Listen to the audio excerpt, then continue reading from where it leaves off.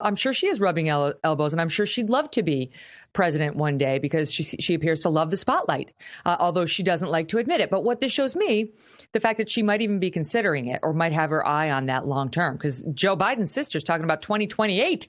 They're suggesting 20 in that American Spectator piece. Is that she's a dishonest, narcissistic opportunist, Dan. I mean, this is Miss I Want Privacy wants to run for president. Miss The Royal Family was a racist prison, now wants to come out and she wants to be on cam at the Queen's Jubilee, right? And she wants more, she wants to use her royal title.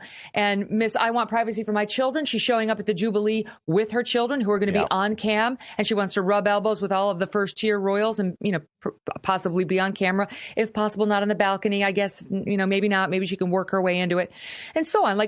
What she says to us publicly is not how she really feels. What she wants is a spotlight.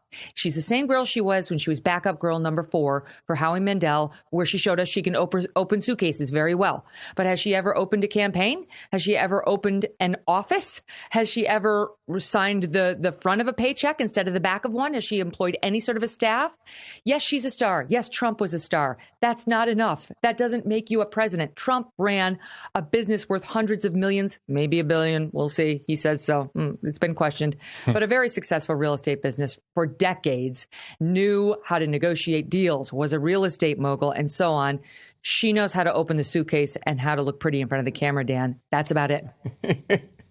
Indeed. Now, Megyn, I was actually having lunch today with someone who's a friend of mine who's from New York and mixes in these very liberal New York circles. And his take on this was fascinating, Megyn, because he said all of his liberal New Yorker friends have now turned on Meghan Markle too. So obviously Brits for some time have seen through her, but do you think Americans are starting to change their opinion?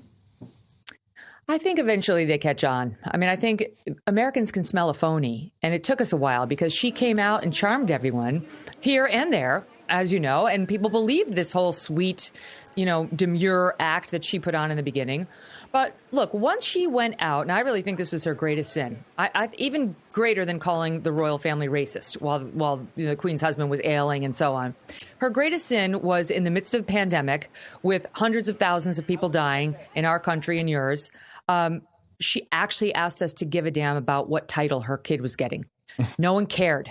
No one cares now. Miss, I grew up going to the Sizzlers and getting the $5 special, wants us to believe she's a woman of the people. Meanwhile, we see her parading in the high fashion outfits at the Invictus Games and lamenting that her son doesn't have the proper title of prince and acting like a victim and crying in her soup and comparing herself to the stupid Ariel from The Little Mermaid because she lost her voice. Meanwhile, it's like you have the biggest microphone in the world. Any journalist on either continent would speak to you. And I do think eventually Americans catch on. I think we're there. That is good to hear. That is good to hear. So, Megyn, you're not predicting a President Markle. You don't think it will happen?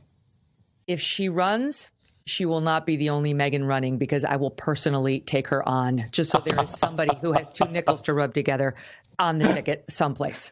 The most sane Megyn in America. That is Megyn Kelly, star US journalist, host of the Megyn Kelly Show.